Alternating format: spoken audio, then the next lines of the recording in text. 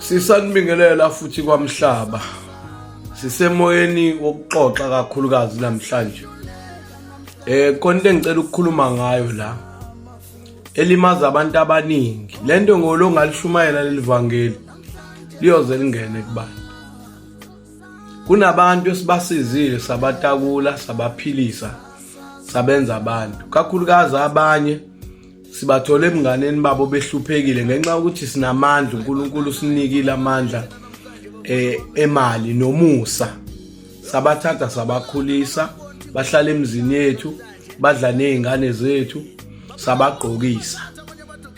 Bese bekhulile, konke ekhulunywa ebuhlungu ngabe oyizwa la ngaphandle. Mase bekhuluma bajika bathi njobe behlala kwakho busebenza ngenhlanhla yakhe.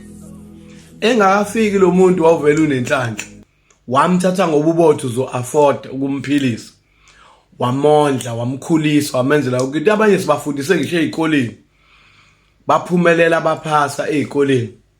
Behlala la ekhaya ngoba behlala environment ehappy, bedla ukudla bengalambi ngoba ekufunda ulambile. Lowo musa lowo yiwona thina abaningi osicindezele phansi. Salukazi sami lesizala umama ukhulu noNkaphane wayekhuluma lento kubaba. Wathi mntanami, ungabothatha umuntu umfake emzini wakho abone imfudumalo yomzi wakho. Ngoba uzothi mase eqala impilo ayifise le mfudumalo ayibona kwakho, nalempilo emnandi ayibona kwakho. Uyabona imingasenzeki uyophenduka kuzonde ube isitha sakhe. Kathi mina isalukazi siya exaggerate, but ngibabonile abantu bejikela ubaba, abantu abakhulele ekhaya befana nezingane zasekhaya. And akuve kubhlungu ukubona umuntu owawumazi ukuthi wena owakini, omunye wayonene ekuphatha, omunye wayekugeza kushintsha kugqokisa, umbone ekujikela in broad daylight mase kushona abazali bakho. Uyakujikela umuntu uma usushona abazali bakho, akukhumbuza akutshela izinto wena ongazazi ukuthi mina abazali bakho bangihlukumeza kabi. Kodwa umuntu uyalandela uthi lo muntu wasizwa, wanikwa lonke usizo empilweni.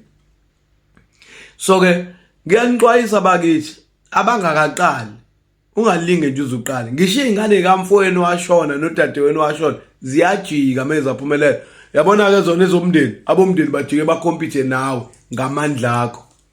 Baze bakusho ukuthi awunamali kangakanani, awunalutho kangakanani, besho ngamandla akho, bakuchomele ngawo. Ake sishintshe imentality, phila nabantu abakho, unelisa izingane zakho. Ngiyabonga.